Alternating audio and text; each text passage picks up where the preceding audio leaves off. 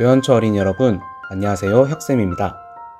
고장난 에어컨과 사투하던 여름이 바로 엊그제 같은데 벌써 아침 저녁으로 쌀쌀한 가을이네요. 눈 깜짝할 사이에 또 겨울이 오고 그렇게 5학년의 시절도 추억으로 남을 텐데요. 말도 많고 탈도 많은 2020년이지만 여러분 개개인에게는 후회 없는 한 해가 되었으면 좋겠네요. 오늘도 한 뼘 더 성장하는 어린이가 되기 위해 선생님과 과학 수업을 시작하도록 합시다. 오늘은 2단원 6번째 시간 생물은 환경에 어떻게 적응될까요? 수업입니다. 사용 가능한 공책 한 권을 준비하도록 합니다. 먼저 복습 시간입니다. 온라인 수업 시간에 정말 여러 번 복습해서 모두 잘 알고 있을 거라 생각했는데 학교에서 확인을 했더니 모르는 친구가 훨씬 많더라고요. 아는 친구들에게는 미안하지만 모든 친구들이 알 때까지 반복하도록 하겠습니다. 이번 단원에서 생물 요소의 분류는 양분을 얻는 방법을 기준으로 하였습니다. 참고로 양분의 뜻을 모르는 친구들이 있던데 여기서 양분은 영양분을 말합니다. 다시 돌아와서 양분을 얻는 방법에 따라 생물 요소는 양분을 스스로 만드는 생산자, 다른 생물을 먹어서 양분을 만드는 소비자, 죽은 생물이나 배출물을 분해하여 양분을 얻는 분해자로 나눌 수 있습니다.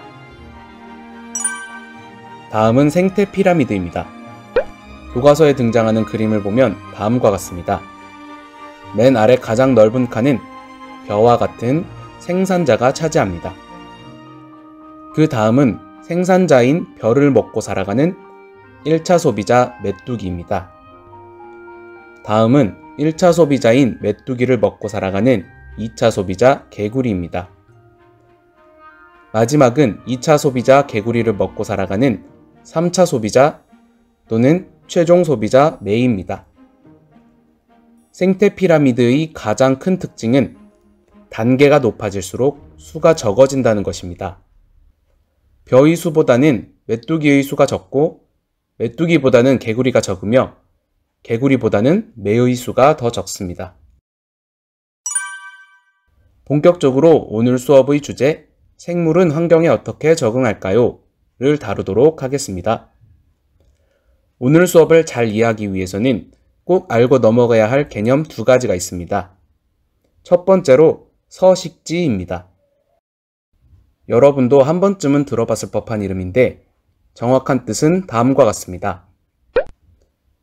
대표적으로는 숲, 강, 바다, 사막 등이 있습니다. 생물이 사는 곳은 모두가 서식지입니다. 다음은 적응입니다.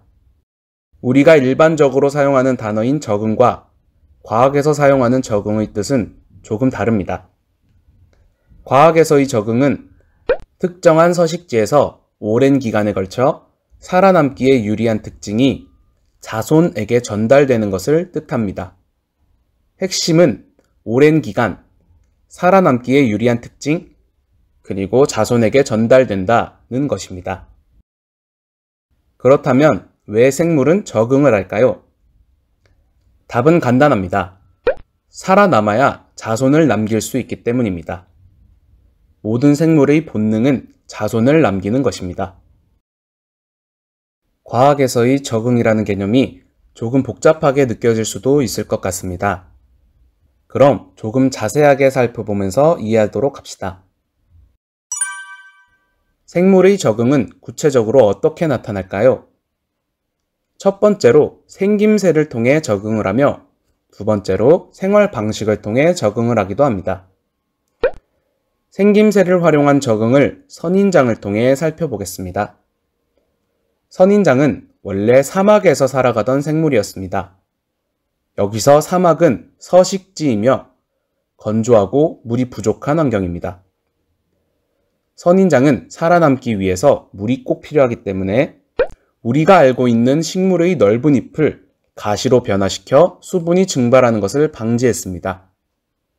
잎이 넓으면 그만큼 면적이 넓어져서 물의 증발이 많지만 선인장의 가시처럼 잎이 좁으면 면적이 좁아져 물의 증발이 매우 줄어들게 됩니다. 또한 선인장은 잎에 비해 줄기가 굵습니다. 이렇게 굵은 줄기에 많은 양의 수분을 저장하여 건조한 사막에서도 살아남아 자손을 남길 수 있었습니다. 생활 방식을 활용한 적응은 철새를 통해 살펴볼 수 있습니다. 계절별로 온도 차이가 큰 환경에 적응하기 위하여 철새는 날씨가 추워지면 따뜻한 지역으로 이동하며 살아가는 생활 방식을 선택했습니다. 지금까지 배운 내용을 공책에 정리하며 머릿속에 넣도록 합니다. 오늘 수업을 정리하자면 다음과 같습니다. 영상을 멈추고 공책에 정리하도록 합니다. 시작하세요. 이어서 탐구활동입니다. 실험 관찰 19페이지를 펴도록 합니다. 영상을 잠시 멈추고 1번과 2번 문제를 해결해 보도록 합니다. 어렵지 않으니 충분히 혼자서 풀 수 있습니다. 영상을 멈추고 시작하세요. 정답을 확인하겠습니다. 먼저 1번입니다. 이 문제의 핵심은 환경과 여우털의 색입니다. 환경과 비슷한 털의 색을 가져야 다른 포식자에게 잡아먹히지 않고 살아남을 수 있으며 들키지 않고 먹이에게 접근하여 사냥을 성공할 수 있습니다. 다음은 2번입니다. 1번에서 선생님이 말한 내용을 정리하면 됩니다. 환경과 비슷한 색깔을 통해 몸을 숨겨 살아남을 수 있다는 내용이 들어가야 합니다. 이어서 더 생각해 볼까요? 입니다. 다음의 대벌레와 밤송이 사진을 보며 1번의 표를 채워 넣도록 합니다. 영상을 멈추고 시작하세요. 정답을 확인하겠습니다. 아직 해결하지 못한 친구들은 정답을 보며 정리하도록 합니다. 대벌레와 밤송이가 적응하는 모습을 통해 공통적으로 발견할 수 있는 적응 방식은 무엇일까요? 바로 생김새를 활용한 적응입니다. 대벌레는 나뭇잎과 비슷한 모습의 생김새로, 밤송이는 포식자가 먹기 힘든 뾰족한 바늘 모양의 생김새로 적응되었습니다. 2번 문제입니다. 마찬가지로 다람쥐와 공벌레의 사진을 보며 표를 채우도록 합니다. 시작하세요. 정답을 확인하겠습니다. 다람쥐와 공벌레의 공통점은 무엇일까요? 바로 생활 방식을 활용한 적응입니다. 다람쥐는 겨울잠을 자는 생활 방식을, 공벌레는 몸을 오므리는 생활 방식으로 살아남을 수 있었습니다. 오늘 수업은 여기까지입니다. 세상에서 가장 빠른 것이 시간이라는 말이 있습니다. 그만큼 방심하는 순간 시간은 금세 흘러가 버립니다. 넋놓고 멍하니 살아가는 것보다는 내가 내 삶의 주인이 되어 책임감을 가지고 살아갔으면 좋겠습니다. 시간은 금이다 라는 명언을 가슴속에 새기며 하루를 시작하는 것은 어떨까요? 그럼 다음 영상에서 만나요.